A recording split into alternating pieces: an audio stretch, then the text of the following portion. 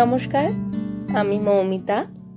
আমার কবিতা পাঠ চ্যানেলে আমার সকল শ্রোতা বন্ধু এবং দর্শক বন্ধুকে আন্তরিক শুভকামনা জানিয়ে আজকের গল্প পাঠ শুরু করছি। আজ আমি আপনাদেরকে পড়ে শোনাবো সুনীল গঙ্গোপাধ্যায়ের লেখা ছোট গল্প, প্রেমের গল্প। গল্পের নাম ঈর্ষা। শুনতে থাকুন আজকের গল্প। বিনয়েন্দ্র বললেন, সব ঠিক হয়ে গেল, আজ অ্যাডভান্স জমা দিয়ে এলুম, বুঝলে? অনিমা ড্রেসিং টেবিলের আয়না মুছছিলেন। বললেন, জানলাগুলো রং করে দেবে তো? বারান্দার কোলাপসিবল গেটটাও নকডক করে নড়ছিল। সব ঠিক করে দেবে, বাড়িওয়ালা লোকটি ভালো। 31 তারিখ রোববার আছে, সেদিনই শিফট করব। যতীনকে বলেছি 2 লরি পাঠাতে। বাবলু আর অদিতি দরজার কাছে এসে দাঁড়িয়েছিল। ওরা কৌতূহলে চটপট করছে। বাবলু বলল, বাবা, ওখানে ফুটবল খেলার মাঠ আছে। বিনয়েন্দ্র হাসলেন, বললেন, অত বড় মাঠ নেই, তবে ছোট একটা লন আছে। ইচ্ছে করলে ব্যাডমিন্টনের নেট ফেলতে পারবি। রাস্তার নাম কি বাবা? রত্নাকর সেন রোড। 6 রত্নাকর সেন রোড। মুখস্থ করে রাখো। পোস্ট অফিসে একটা চিঠি লিখে দিতে হবে। বাবলু তাড়াতাড়ি ছুটে গেল পাশের ফ্ল্যাটে ওর বন্ধু সুজিতকে খবরটা জানাতে। অদিতি এসে দাঁড়ালো মায়ের পাশ ঘেঁষে। অনিমা বললেন, হ্যাঁ গো, ভাড়া সেই 550 রইল। এত টাকা ভাড়া দিয়ে কুলোতে পারবে তো? কমালে না? না, ভাড়া কি আজকাল কেউ কমায়? তবে পাড়াটা ভালো, ওদের স্কুল কাছে হলো। সামনের বছর অদিতি পাশ করলে ওকে ব্রেবনে ভর্তি করব, তাও খুব দূরে হবে না। যাক, ভালোই হলো। এই বাড়িটা আর আমার একটুও পছন্দ হচ্ছিল না। আশেপাশে যা হই হট্টগোল দিন রাত। অদিতি অনুযোগের সুরে বলল, বাবা, বাড়ি ঠিক হয়ে গেল, আর আমরা এখনো দেখলুম না। যদি এর থেকে ভালো না হয়? এর চেয়ে ঢের ভালো রে। বাইরে থেকেও কত সুন্দর দেখতে, গোলাপি গোলাপি রং। সামনের লনে ছোট একটা ইউক্যালিপটাস গাছ আছে। কলকাতা শহরের কোন বাড়িতে তুই ইউক্যালিপটাস গাছ পাবি? ওটা একেবারে ঠিক আমাদের জানালার পাশে। একটা ছোট ঘর আছে, ওটা আমি ভেবে রেখেছি তোর জন্য একেবারে আলাদা। পড়াশুনোর সুবিধে হবে। সঙ্গে ছোট ব্যালকনি, অ্যাটাচ বাথরুম। বাথরুমে শাওয়ার আছে। খুব মোটা জল পড়ে, দেখে এলুম। কলিং বেল আছে। কলিং বেল কি বাড়িওয়ালা দেয়? ওটা আমাদেরই লাগিয়ে নিতে হবে গিয়ে। আজ বা কাল তোরা গিয়ে বাড়িটা দেখে আয়, দেখিস তোদের ঠিক পছন্দ হবে। বাবলু গিয়ে সুজিতকে বলল, জানিস, আমরা সামনের মাস থেকে চলে যাচ্ছি। সব ঠিক হয়ে গেছে। কোথায় রে? অনেক দূরে। বহুত দূর, বালিগঞ্জে যাচ্ছি। যা, বালিগঞ্জ আবার দূর নাকি? এই তো পরশুদিন টুবলু মামার গাড়িতে ঘুরে এলুম বালিগঞ্জ টালিগঞ্জ। একটা দোকানে আইসক্রিম খাওয়ালেন। দোকানটা কি ঠান্ডা! তোরা বেশ রোজ রোজ ওই দোকানে আইসক্রিম খেতে পারবি। হ্যাঁ, বাবা বলেছেন আমাদের নতুন বাড়ির ঠিক পাশেই একটা আইসক্রিমের দোকান আছে। জানিস, আমি এই স্কুল ছেড়ে দেব। স্কুল ছেড়ে দিবি? তারপর কি করবি? ওখানে ইংরেজি স্কুলে পড়বো। সেই স্কুলের বাস আছে, রোজ আমাদের বাড়ির সামনে বাস থামবে। সুজিত একটুক্ষণ চিন্তা করলো, তারপর বলল, যাবার সময় তোরা ছাদ থেকে রেডিওর এরিয়ালটা খুলে নিয়ে যাবি। হ্যাঁ, এরিয়াল নিয়ে যাব, জানালার পর্দা, নিয়ন লাইট সব নিয়ে যাব। সুজিত বলল, ভালোই হলো। তোদের এরিয়ালটার জন্য ছাদে ভালো করে ঘুড়ি ওড়াতে পারতুম না। এখন পুরো ছাদটাই ফাঁকা পাবো। তোদের ফ্ল্যাটে যতদিন না অন্য ভাড়াটে আসে, ততদিন তো দোতলাটা আমাদেরই। কি মজা হবে তখন। শানু, পিন্টু, শোভাদের ডেকে রোজ চোট চোট খেলবো। বাবলু গম্ভীরভাবে জানালো, আমাদের নতুন বাড়িতে ব্যাডমিন্টন খেলা হবে। সুজিতের দাদা ইন্দ্রজিৎ বারান্দায় দাঁড়িয়েছিল। সদ্য কলেজে ভর্তি হয়েছে ইন্দ্রজিৎ। এই কিছুদিন আগেও সে সিঁথি কেটে চুল আঁচড়াত, এখন উল্টে আঁচড়ায় বলে ওখানে একটু বদলে গেছে। স্বভাবও একটু বদলেছে তার। আগে সে যখন তখন বাবলুদের সঙ্গে ক্যারাম খেলতে বসতো, এখন আর খেলতে চায় না। সে গম্ভীরভাবে বলে, তোমাদের বাড়ি বদলানো ঠিক হয়ে গেল বাবলু? হ্যাঁ ইন্দ্রদা, খুব চমৎকার বাড়ি, বাবা বলেছেন। তোমাদের তো বদলানোই দরকার। তোমার বাবার কাছে কত লোক আসেন, কিন্তু এখানে তোমাদের ভালো বসবার ঘর নেই।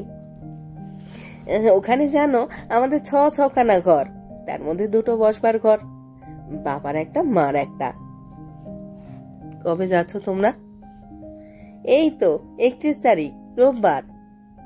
বাবা বলেছেন সকালবেলায় চলে যেতে হবে। 4খানা লরি আসবে। 4খানা লরি কিসে লাগবে? মারে, এত জিনিস, আমি প্রথম লরিটায় ড্রাইভারের পাশে বসবো। অনিমা বললেন, বাড়িটা তো ভালোই ঠিক হয়েছে, কিন্তু আপনাদের ছেড়ে চলে যাব ভাবতে এত খারাপ লাগছে না? সুজিতের মা রত্নপ্রভা বললেন, এমন কিছু তো দূর নয়, বাসে চড়লেই 10 মিনিট, যাওয়া আসা তো থাকবেই। আচ্ছা, তা তো থাকবেই, তবু এখানে যেমন আপনজনদের মতন পাশাপাশি ছিলুম শান্তিতে, কোনো ঝঞ্ঝাট ছিল না। এসব ছেড়ে নতুন জায়গায়। অবশ্য পাড়াটা ভালো, আশেপাশে কোনো বস্তি নেই, সবই নতুন বাড়ি। হ্যাঁ, আমার এক মাসুতো ভাই ওই সিআইটি রোডে বাড়ি করেছে, বলছিল যে সবই ভালো, শুধু বর্ষাকালে বড্ড জল জমে আর মশা। আমাদের এদিকটায় কিন্তু মশা নেই। তা তোমাদের ভাড়া কত পড়বে? ভাড়া? হ্যাঁ, 600 ঠিক হয়েছে। গ্যারেজ নিলে পুরো 700ই পড়বে। ভাবছি আপিসের গাড়িটা এখন থেকে বাড়িতেই ডাকবো। আমরাও ভাবছি যাদবপুরের জমিটায় এইবার একটা বাড়ি তোলা শুরু করব। এখন ব্রিজ হয়ে গেছে তো, ওদিকটা এমন সুন্দর হয়েছে, ভাড়া বাড়িতে আর ভালো লাগে না। অজিত এইবার কানপুর ট্রেনিং শেষ করে ফিরবে, তখন আর কি এইসব বাড়িতে থাকতে চাইবে? তা ঠিক, নিজেদের বাড়ির তুলনায় কি আর ভাড়া বাড়ি? আমাকেও তো মা দাদারা বলেছেন বাড়ি করো বাড়ি করো। বাড়ি তো করাই যায়, কিন্তু ওর অফিস থেকে যে এতগুলো টাকা বাড়ি ভাড়া দেয়, নিজের বাড়ি হলে তো আর দেবে না। শুধু শুধু এতগুলো টাকা ছাড়ি কেন বলুন? তোমার অদিতির বাবার আর ক বছর চাকরি আছে? এখনো 7 বছর। যাই, আমি প্রেসার কুকারে মাংস চাপিয়ে এসেছি। দূরে চলে যাচ্ছি বলে ভুলে যাবেন না যেন আমাদের রত্নাদি। বিপদে আপদে আপনাদের কাছে কত রকম সাহায্য পেয়েছি। হা হা, সাহায্য আবার কি, পাশাপাশি ছিলাম 2 বোনের মতন। দূরে চলে গেলেও তুমিও কি আমাদের ভুলতে পারবে? ছাদে ছোট্ট একটা ঘর, সেটা ইন্দ্রজিতের দখলে। একটা চেয়ার, একটা টেবিল আর একটা ছোট বুক সেলফ। এইখানে সে জানালার ধারে বসে পড়াশুনো করে, আর মাঝে মাঝে মুখ তুলে দেখে পায়রাদের ওড়াউড়ি। আর তার নতুন শেখা সিগারেট খাওয়ার জন্য সারা বাড়িতে এই একটি মাত্রই জায়গা। যখনই তার মন খারাপ হয়, আজকাল প্রায়ই হয়, সে এসে সেই ছাদের ঘরে জানালার পাশে বসে। এখান থেকে সে বহু দূর পর্যন্ত দেখতে পায়। তার আস্তে আস্তে মন ভালো হয়ে যায়। ইন্দ্রজিৎ সেই ঘরে বসেছিল। পিছন দিক দিয়ে অদিতি এসে টপ করে টেবিলের উপর একটা বাটি রেখে বলল, নাও। ইন্দ্রজিৎ মনোযোগ দিয়ে উপন্যাস পড়ছে। ঘাড় না ফিরিয়ে বলল, কি? আচার, যা ঝাল হয়েছে না, আমরা কেউ খেতে পারছি না, তোমার খুব পছন্দ হবে। আমি এখন আচার খাবো না। কেন? আমি এইমাত্র সিগারেট খেয়েছি, এখন আচার খেলে স্বাদ নষ্ট হয়ে যাবে। ইস, এরই মধ্যে বাঁকা নেশাখোরের মতন কথা। রঞ্জিত দাকে বলে দেব একদিন, তখন বুঝবে। বলতে হয়তো এখনই বলো, পরে তো আর সুযোগ পাবে না। অদিতির কিশোরী মুখখানি এমন ঝকঝকে স্পষ্ট যে সমস্ত মনোভাবের তৎক্ষণাৎ ছায়া পড়ে। ছাদে সিঁড়িতে উঠবার সময় তার মুখ ছিল ঝাল লেগে বিব্রত, ঘরে ঢুকবার পর কৌতুকের। এইমাত্র সেই মুখেই ম্লান ছায়া পড়ল। সে ইন্দ্রজিতের কাছে সরে এসে বলল, আমরা এই বাড়ি ছেড়ে চলে যাচ্ছি, তুমি শুনেছ?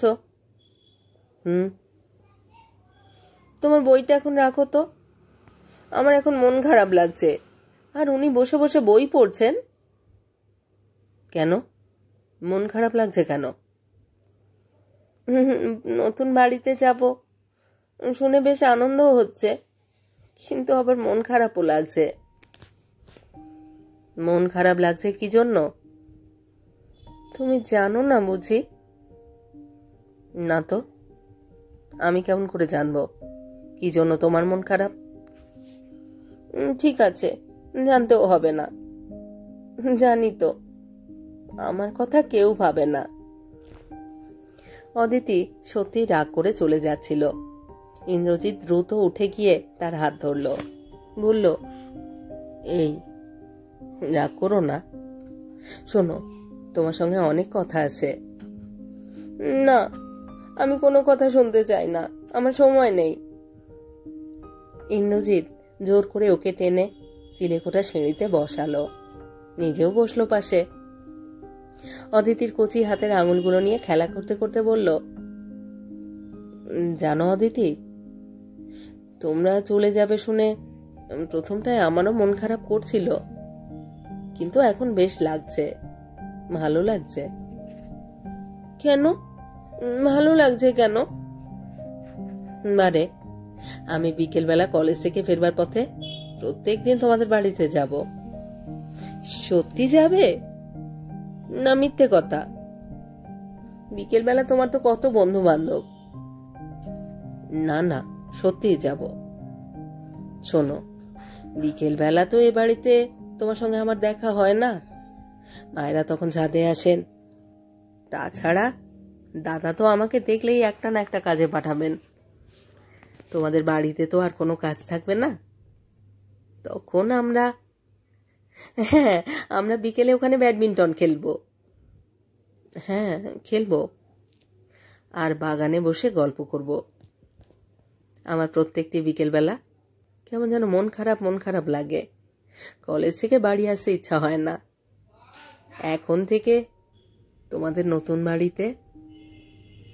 অদিতি আলতোভাবে ইন্দ্রজিতের আঙুলে চাপ দেয়। সে মনোভাব লুকোতে জানে না, খুশি ঝলমল চোখে বলল, বাড়ি বদলে তাহলে খুব ভালো হলো না? ভালো কি খারাপ আমি এতক্ষণ বুঝতে পারছিলাম না। খুব ভালো হলো। মাঝে মাঝে আমরা আলাদা বেড়াতে যাব। কি করে যাব জানো? তোমার মাকে বলবো, মাসিমা, অদিতিকে আমাদের বাড়িতে নিয়ে যাচ্ছি। আসলে কিন্তু আমাদের বাড়িতে আসবো না, আমরা আলাদা বেড়াবো। মা জানতে পারবেন না? এমন কায়দা করে ম্যানেজ করব, আমরা কখনো একসঙ্গে বেড়াইনি। দেখো কি ভালো লাগবে। তুমি লেকে গেছো কখনো? আমি তোমাকে লেক দেখাতে নিয়ে যাব। যদি আমাদের কেউ রাস্তায় দেখে ফেলে? আরে কেউ দেখবে না, আমি অনেক অচেনা অচেনা রাস্তা চিনি। আর 5 দিন বাদে 31শে রবিবার। জিনিসপত্র গোছানো বাঁধা ছাতা শুরু হয়ে গেছে। ইন্দ্রজিতের দাদা রঞ্জিত এসব কাজে খুব পাকা, সে ওতে সাহায্য করছে খুব। একটা পায়া ভাঙা টেবিল অনিমা রঞ্জিতকে দানি করে দিলেন। বাবলুর খুব ইচ্ছে আগে একবার গিয়ে নতুন বাড়িটা দেখে আসে। রোজই তাই নিয়ে বায়না ধরছে। বিনয়েন্দ্রের সময় নেই। অনিমা তাই বললেন, আচ্ছা তুই আর দিদি আজ বিকেলবেলা ঘুরে আয় না। ইন্দ্রজিৎকে বল না তোদের সঙ্গে নিয়ে যাবে।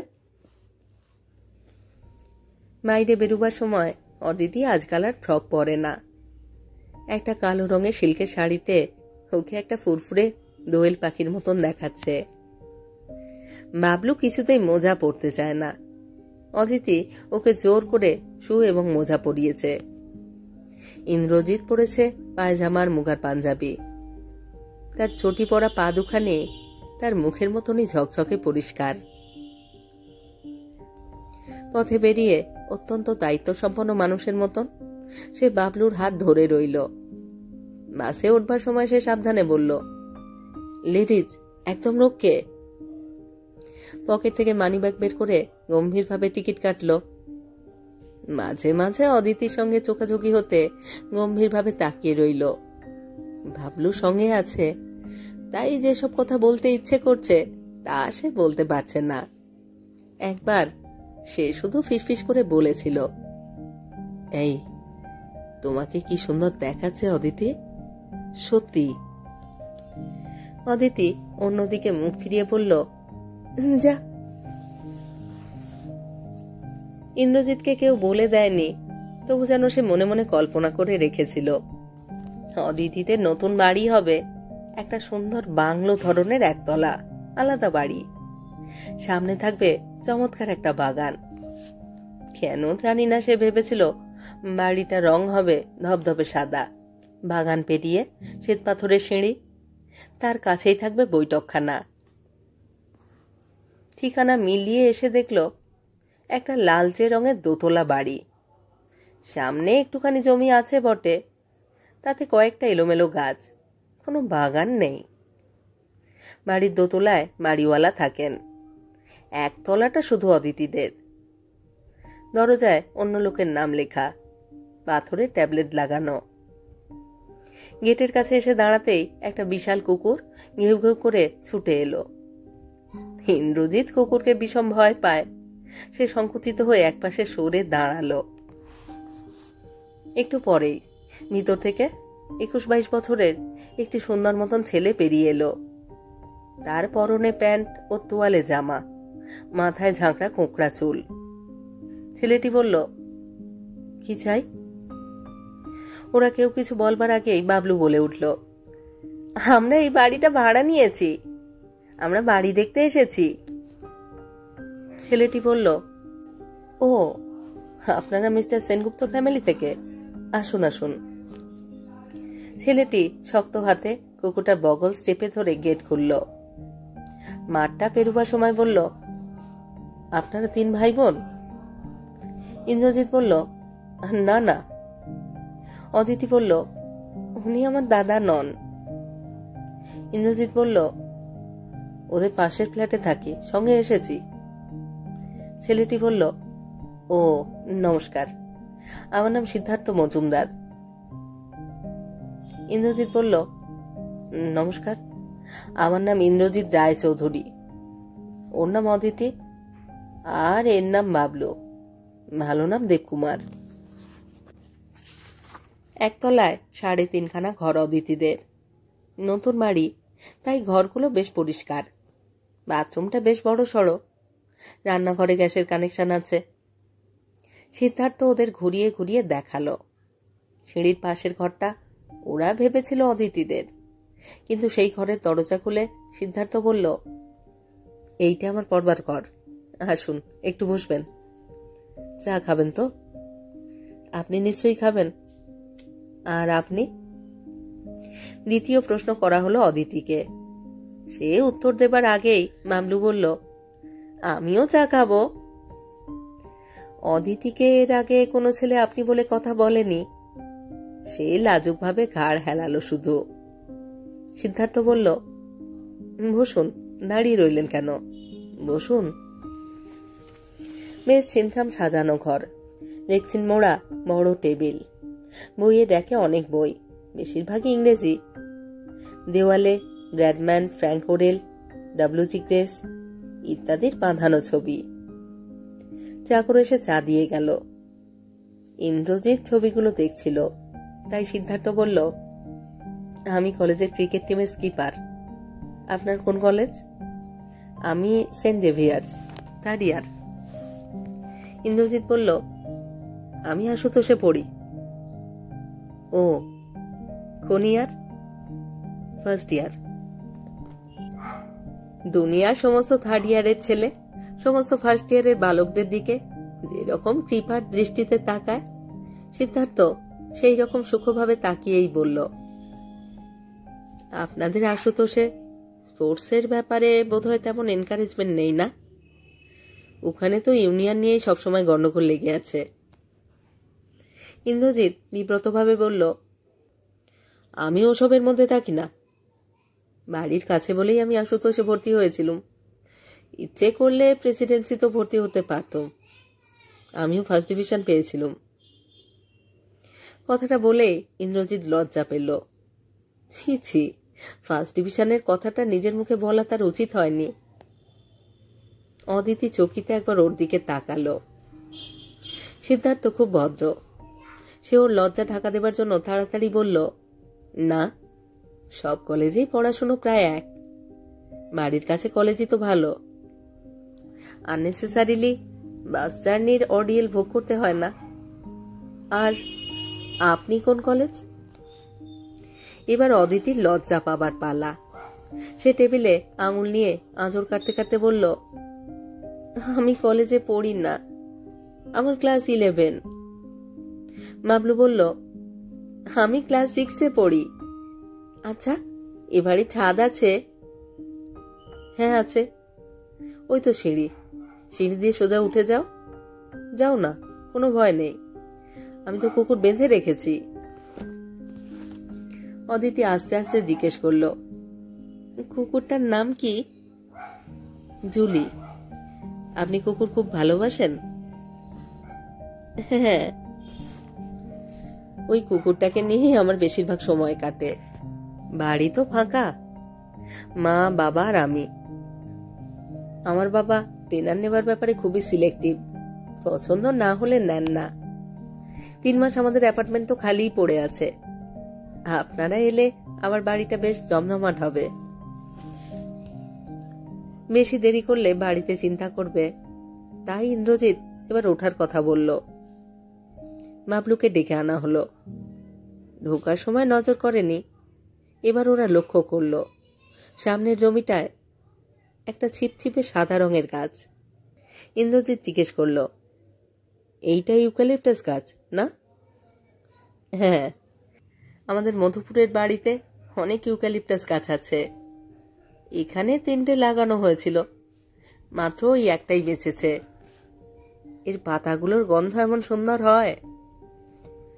বাবলু বলল, ইন্দ্রদা, আমায় 2টো পাতা পেড়ে দাও না। ইন্দ্রজিৎ বলল, না, এখন না, এ বাড়িতেই তো থাকবে। মাটিতে অনেক শুকনো পাতা পাবে, শুকনো পাতাতেও গন্ধ হয়। না, এখনই দাও। নিচে একটাও শুকনো পাতা পড়ে নেই। ইন্দ্রজিৎ এদিক ওদিক তাকিয়ে খুঁজছিল। সিঁড়িতে দাঁড়ানো সিদ্ধার্থ বলল, হ্যাঁ হ্যাঁ, নিন না কয়েকটা পাতা, গন্ধটা ভালো লাগবে। হাতের নাগালে একটাও পাতা নেই। সাদা রঙের গুঁড়িটা সোজা উঠে গেছে। একটু উঁচুতে কচি কচি চিকন পাতা। ইন্দ্রজিৎ গোড়ালির উপর ভর দিয়েও পাতা ছুঁতে পারল না। তখন একটু ছোট লাফ দিয়ে ধরার চেষ্টা করল, তাও হাত যায় না। বাবলু সোৎসাহে বলছে, ইন্দ্রদা, আরো জোরে লাফাও, আর একটু। ইন্দ্রজিৎ আরো জোরে লাফালো, তবু হাত যায় না। আরো জোরে লাফাতেই পকেট থেকে মানি ব্যাগ, কলম ছিটকে পড়ে গেল। সেগুলো নিচু হয়ে তুলতে যেতেই সিদ্ধার্থ বলল, দাঁড়ান দাঁড়ান, আমি পেড়ে দিচ্ছি। সিদ্ধার্থ সাবলীল ভাবে একটি মাত্র লাফ দিয়ে একটা ছোট ডাল ধরে ফেলল। কয়েকটা পাতা ছিঁড়ে এনে 2টো দিল বাবলুকে। বাকিগুলো হাতের তালুতে মুড়ে কচলাবার পর বলল, এবার দেখুন কি সুন্দর গন্ধ। অদিতি মুখ নিচু করে বড় শ্বাস টেনে বলল, আহ, কি সুন্দর গন্ধ, কচি কচি গন্ধ। আহ, অদিতি নিজের থেকে নাকটা কাছে এনে সিদ্ধার্থের হাতে ছুঁয়ে বলল, কি চমৎকার লাগছে না গন্ধটা, ইন্দ্রদা দেখুন। ইন্দ্রজিৎ নিজের নাকটা নিয়ে এলো সিদ্ধার্থের হাতের দিকে, কিন্তু দম বন্ধ করে রইল। নিঃশ্বাসে সে ঘ্রাণ নিল না। বাইরে বেরিয়ে বাবলু অবিরাম বকবক করছিল, আর অদিতি একবার জিজ্ঞেস করল, ইন্দ্রদা অ্যাপার্টমেন্ট মানে কি? ভাড়া দেওয়ার ফ্ল্যাটকেই কায়দা করে অ্যাপার্টমেন্ট বলছিল। ওর ইংরেজি উচ্চারণ ভারী চমৎকার না? কিরকম সুন্দরভাবে বলছিলেন। কথা ছিল ইন্দ্রজিৎ আর রঞ্জিত মালপত্র নিয়ে ওদের সঙ্গেই যাবে, কিন্তু শনিবার দিন বেশি রাত্রে বাড়ি ফিরে ইন্দ্রজিৎ মাকে বলল, মা কাল আমাকে খুব ভোরে ডেকে দেবে, আমাদের কলেজের পিকনিক আছে। রত্নপ্রভা বললেন, সে কি রে, কাল ওরা বাড়ি পাল্টাচ্ছে, তুই ওদের সঙ্গে যাবি না? না, কোনো উপায় নেই, কলেজের প্রফেসরেরা সব যাচ্ছেন, আমাকে যেতেই হবে, ডেকে দিও ঠিক। ইন্দ্রজিৎ পাশের ঘরে যেতেই রত্নপ্রভা স্বামীকে বললেন, ওপাশের গিন্নি মিষ্টি কথা বলে বলে ছেলে দুটোকে একেবারে চাকরের মতন খাটাচ্ছে, আমি পরের ছেলেকে ওরকম ভাবে খাটাতে পারতুম না। ইন্দ্রজিৎকে ডাকতেও হয়নি, সারা রাত বুঝি সে জেগেই ছিল। খুব ভোরে, তখনও আলো ফোটেনি। কারুকে কিছু না বলে হাত মুখ ধুয়ে জামা কাপড় বদলে সে বেরিয়ে পড়ল। হাঁটতে হাঁটতে শিয়ালদহ স্টেশনে এসে শুনল ফার্স্ট ট্রেন ছাড়ছে ক্যানিং এর দিকে। ক্যানিং এর টিকিট কেটে সেও উঠে পড়ল। এই প্রথম সে একা একা ট্রেনে যাচ্ছে, কিন্তু তার একটুও ভয় লাগছে না। জানালার ধারে মাথা রেখে সে ভোরের টাটকা হাওয়া বুক ভরে নিতে লাগলো। খানিকটা বাদেই দেখল একটা স্টেশনের নাম চম্পাহাটি। সেখানে নেমে পড়ল হঠাৎ ইন্দ্রজিৎ। প্ল্যাটফর্মে দাঁড়িয়ে চা আর বিস্কুট খেল। তারপর স্টেশন ছেড়ে পুকুর পাড় দিয়ে হাঁটতে হাঁটতে বাজারে এসে পৌঁছল। বাজার পেরিয়েও সোজা রাস্তা। সেই রাস্তা ধরে হাঁটতে হাঁটতে সে দেখল একটা কচুরিপানা ভর্তি খাল। খালের উঁচু পাড় ধরে ইন্দ্রজিৎ আপন মনে হাঁটতে লাগলো। পাশে দু একখানা নতুন বাড়ি তৈরি হচ্ছে, তারপর ফাঁকা মাঠ। একটা ফণিমনসার গাছে দুটো প্রজাপতি ছুঁই ছুঁই খেলার মতন করে একবার করে বসছে আর একবার উড়ে যাচ্ছে, বসছে আর উড়ে যাচ্ছে। সেদিকে তাকিয়ে ইন্দ্রজিৎ আপন মনে বলল, সেন্ট জেভিয়ার্স কলেজে পড়লেই ভালো ইংরেজি জানা হয় না। আমিও তো ইংরেজিতে 66% নম্বর পেয়েছিলাম। অমন কথায় কথায় কায়দা করে ইংরেজি বলা পছন্দ করি না, বুঝলে? খালের পাড় ধরে ইন্দ্রজিৎ হাঁটতে লাগলো। ভোরে ঠান্ডা হাওয়ায় তার এত ভালো লাগছিল যে সে ঠিক করলো সারাদিন ওই মাঠের মধ্যেই থাকবে।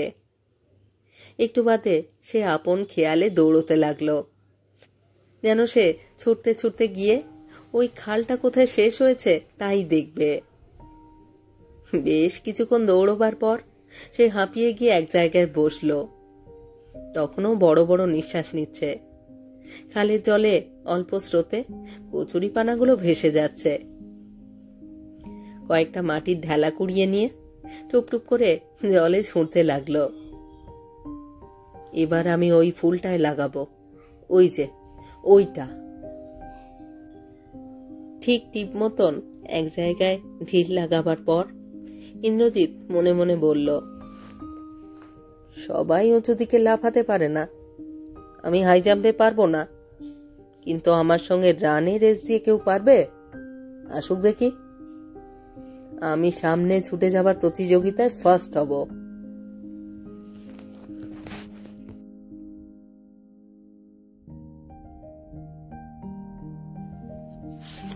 শেষ হলো আজকের গল্প ঈর্ষা, সুনীল গঙ্গোপাধ্যায়ের লেখা গল্প ঈর্ষা। এই চ্যানেলে যারা আমার পুরো গল্পপাঠ শুনছেন তাদের জানাই আমার আন্তরিক ধন্যবাদ। যদি আমার গল্প নির্বাচন এবং পাঠ আপনাদের ভালো লাগে অবশ্যই একখানি লাইক করবেন এবং গল্পটিকে বা গল্পগুলিকে আপনাদের প্রিয়জনের সাথে শেয়ার করবার অনুরোধ রইল। আর হ্যাঁ, যারা এখনো আমার কবিতা পাঠ চ্যানেলটি সাবস্ক্রাইব করেননি তাদের অনুরোধ সাবস্ক্রাইব করে সাথে থাকার, নোটিফিকেশন অবশ্যই অন রাখবেন। এই চ্যানেলে প্রতিদিনই আমি একটি করে নতুন গল্প পড়ছি। প্রত্যেকটি গল্পে আপনাদের সাথে চাই আপনাদের মতামত। আপনাদের মূল্যবান মতামতের প্রতীক্ষায় রইলাম। সবাই ভালো থাকুন আর থাকুন পরের গল্পের অপেক্ষায়।